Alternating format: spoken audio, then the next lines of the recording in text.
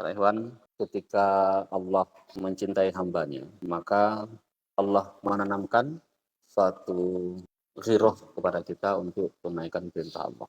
Allah itu maha cinta. Pembuka Quran dalam surah Al-Fatihah, itu ada 3 asma dan sifat Allah yang paling utama yang tercantum di sana. Bahkan ada 2 asma dan sifatnya yang diulang. Menurut Ibnu Qayyim ada 3 asma dan sifat Allah yang paling utama, yakni Allah, Ar-Rahman, dan Ar-Rahim, yang kemudian dibaca paling sering oleh kaum muslimin karena tercantum dalam surah Al-Quran. Allah itu maha cinta, maha kasih kepada makhluknya, kepada hamba-hambanya.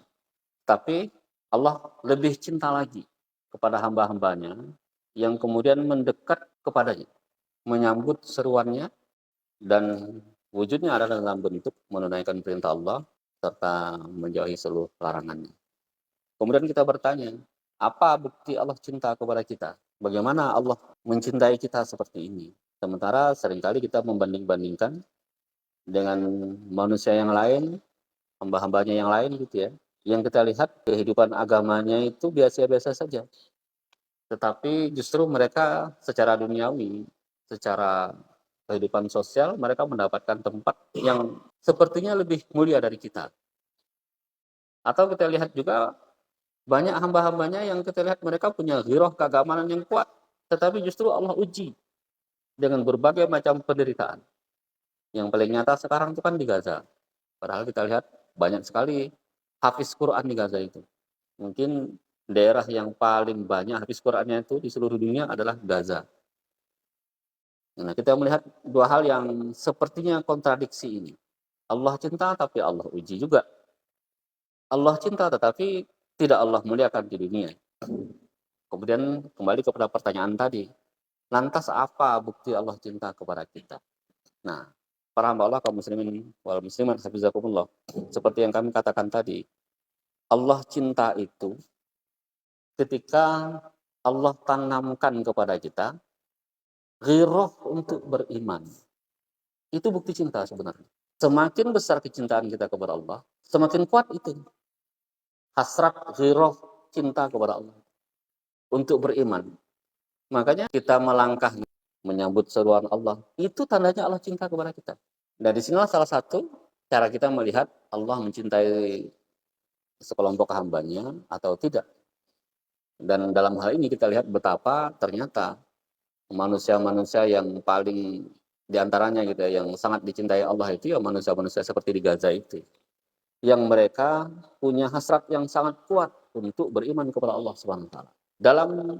Bahkan dalam situasi yang sangat sulit sekalipun, mereka tetap memperkuat keimanan. Ada seorang yang dia sempat berkunjung ke Gaza, ternyata dalam benak dia itu harusnya Gaza itu adalah orang-orang yang paling banyak mengeluh, yang paling banyak merasa menderita, yang paling banyak merasa kesusahan. Nah, itu yang dia gambarkan karena memang sebagaimana diketahui persoalan yang terjadi di Gaza itu kan sudah bertahun-tahun adanya. Tetapi ketika dia nyampe ke sana, dia menemukan ada 2 kalimat yang paling banyak diucapkan oleh masyarakat Gaza. Yang pertama, takbir, Allahu Akbar. Yang kedua, Alhamdulillah. Dia heran, apa artinya itu? Ternyata Alhamdulillah itu, Pak Iwan, adalah bukti seorang hamba bersyukur. Bagaimana mungkin dia bilang, Anda merasakan penderitaan yang tidak dirasakan oleh orang-orang lain di seluruh dunia. Tetapi justru Anda mengucapkan kalimat-kalimat yang bersyukur kepada Tuhan Anda. Itu Masya Allah. Ternyata para hamba sekalian, kuncinya adalah bahwa tadi terletak pada keimanan itu. Semakin Allah cinta kepada hambanya, maka semakin kuat hasrat kita, naluri kita bahkan. Bukan lagi bicara tentang kewajiban, tapi sudah menjadi kefitrahan kita. Oleh karena itu, marilah kita syukuri ini. Kita tanamkan baik-baik ketika Allah condongkan hati kita kepada kebaikan, kebenaran, serta ibadah. Dan inilah yang dimaksud dengan taufik sebenarnya. Jadi karunia terbesar dalam diri kita itu, mutiara terbesar yang terdapat dalam diri kita itu adalah taufik. Taufik, hidayah. Kalau hidayah itu Kalau tidak kita sambut, ya tidak jadi hidayah dia. Seperti akal pikiran, menurut salah seorang penulis tafsir Quran. Ada 5 tingkatan hidayah kan? Yang mengawalinya itu hidayah kecerdasan. Jadi kalau seseorang itu sudah pandai membedakan antara hitam dan putih, sudah memiliki akal, itu hidayah yang pertama. Harusnya dia bisa menangkap kebenaran. Dia membuat tingkatan seperti itu, para ulama tersebut. Nah, para ikhwan, hidayah tersebut kalau tidak dimanfaatkan dengan sebaik-baiknya, maka dia tidak akan menjadi petunjuk. Hanya hilang begitu saja, sebagaimana banyaknya manusia saat ini. Yang mereka mengabaikan akal pikiran mereka untuk menangkap poin-poin kebenaran yang terdapat dalam Al-Quran maupun dalam kehidupan yang nyata. Mereka abaikan itu. Nah, kembali tadi para hewan, jadi yang paling mahal itu, yang paling berharga itu adalah taufik yang terdapat dalam diri kita. Apa itu taufik? Ketika kita ringankan langkah untuk menyambut seruan Allah. Itu dia. Sesuatu yang terdapat dalam diri kita yang membuat kita berangkat untuk melaksanakan perintah Allah. Mulai dari kadang-kadang diawali dengan rasa memaksakan diri. Tidak apa-apa, lakukan saja. Salah satu rumus kebaikan, rumus perilaku dalam manusia itu adalah melakukannya secara terus-menerus. Itu rumus perilaku itu. Sesuatu yang kita lakukan sering, terus-terusan, menjadi tradisi, lama-lama akan kita cintai. Baik ataupun buruk. Itu rumus perilaku yang akan menjadi karakter. Makanya sekarang orang mendefinisikan karakter itu sesuatu yang terus-menerus kita lakukan. Itu aja sudah menjadi karakter dia. Sudah menetap dan kita lakukan terus-menerus. Lakukan terus. Kalau sesuatu yang tadinya kita paksakan, kadang-kadang memang banyak juga kebaikan yang kita paksakan awalnya gitu ya. Apalagi yang kebaikannya itu, ibadah itu yang tantangannya berat. Contoh sederhananya seperti sholat subuh begini.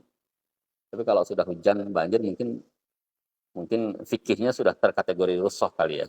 Sudah masuk dalam suluh fi buyutikum barangkali, wallahu alam. Tetapi pada dasarnya subuh itu adalah sholat yang paling berat. Tantangannya yang besar. Nah, kerjakan. Kadang-kadang harus dipaksakan. Lakukan terus-menerus akan menjadi karakter. Nanti lambat laun Allah akan tanamkan rasa cinta dalam diri kita. Kalau sudah cinta, perbuatan baik, ibadah, yang tadinya para hamba Allah sekalian hanya semacam keinginan saja, ghirah saja kita untuk melaksanakannya. Tetapi kemudian lanjut menjadi cinta, maka ini sudah meningkat lagi.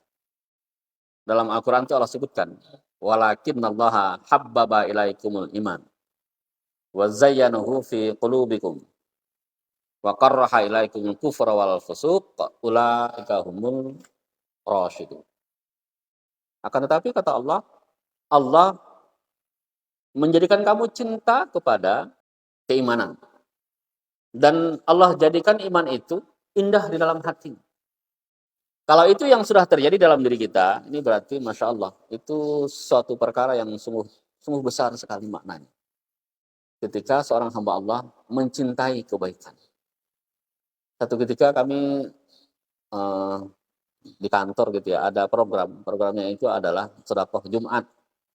Yang awalnya itu adalah sedekah untuk pasien-pasien gangguan jiwa, yang sebagian besar mereka itu kehidupannya tidak layak, di bawah standar. Jadi kami di kantor itu punya program, kala itu waktu masih berdinas di rumah sakit jiwa, mengumpulkan mal, mengumpulkan infak dan sedekah gitu ya, terkumpullah, kemudian berkelilinglah kita kemana-mana, mengantarkan paket itu. Dan itu lakukan setiap hari Jumat. Kemudian ada pertanyaan gini yang menggelitik. Karena waktu itu lagi bulan puasa, panas, dan yang diantar tuh jauh. Ada pertanyaan menggelitik ini teman-teman. Dia bilang, ngapalah kita mau gini? Padahal ini bukan tanggung jawab kita. Bersusah payah untuk melakukan sesuatu yang sebenarnya kalau tidak kita lakukan pun dia bilang tidak salah.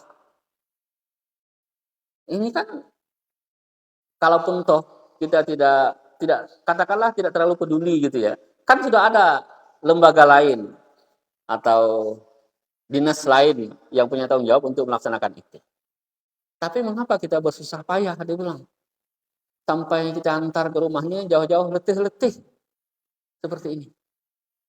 Nah, ini pertanyaan menggelitik para ikhwan. Dan seringkali kita dihadapkan begitu. Kemudian saya bilang begini juga. Saya bilang, nah itu, inilah indahnya ketika Allah tanamkan bahagianya seseorang itu karena berbuat baik. Itu indah. Itu poinnya. Jadi kalau kita menjadikan satu kebaikan itu bagian dari kebahagiaan, nah itu Masya Allah. Itu perkara yang dahsyat sebenarnya. Itulah yang mengubah kehidupan itu sebenarnya. Kalau orang barangkali sebagian mencintai sesuatu berbentuk materi atau berbentuk hobi dan seterusnya. Tetapi ada sebagian hamba-hamba Allah yang dia suka melakukan kebenaran, kebaikan. Ada orang yang memang dia suka benar kalau melihat orang itu senang. Diantarkan yang dia barang atau harta yang dia cintai, dia kasihkan kepada orang yang membutuhkan, memerlukan. Kemudian orang itu menjadi senang, dia senang sekali dengan itu. Bahkan dia mengorbankan dirinya untuk membahagiakan orang lain. Dilihatnya orang tertawa, orang senang, orang terharu, bahagia, dia lebih senang lagi. Kata Allah para hewan itu adalah bagian dari taufik yang luar biasa. Dalam Al-Quran itu Allah sebutkan begini, dan sering dibaca sebenarnya. Mengawali juz yang keempat ya. A'udzubillahi minasyaitonir rajim. Lan tanalul birra hatta tunfiqu mimma tuhibbun. Kata Allah, sekali-kali kamu tidak akan mencapai kebajikan yang sempurna sebelum kamu menginfakkan hartamu yang kamu cinta. Jadi bahkan yang kita cinta itu kemudian kita berikan membuat orang bahagia dan kita pun ikut bahagia, itu justru bagian dari kebajikan yang sempurna. Nah, oleh karena itu para hamba Allah sekalian, kami sangat yakin Allah telah banyak tanamkan kepada hamba-hamba Allah yang terutama sudah berhimpun di jamaah karena mereka terikat dengan janji, dengan baiat. Terdapat dalam dirinya untuk fastabiqul khairat biiznillah, untuk berlomba-lomba dalam hal kebaikan. Itu adalah aset yang paling besar kita. Saat ini kita teruji dengan berbagai macam musibah. Yang di depan mata ini kan banjir. Saya kemarin berangkat ke Singkawang, jemput anak. Dalam perjalanan, Masya Allah, ternyata luar biasa banjir kota Mempawah itu. Sepanjang jalan. Dan sepertinya kalau motor tuh hampir tak bisa lewat. Dan jaraknya itu lumayan jauh gitu ya. Kalau kita biasanya yang saya temukan banjir itu kan dekat-dekat aja. Kayak gini ya gitu kan, daerah yang melembahnya itu yang banjir. Tapi kalau kemarin saya lihat di Mempawah itu, ya katakanlah mungkin karena dia rendah juga daerahnya otomatis. Mulai kita masuk Mempawah depan rumah sakit lama itu sampai di dekat Wisma Nusantara itu, masih banjir.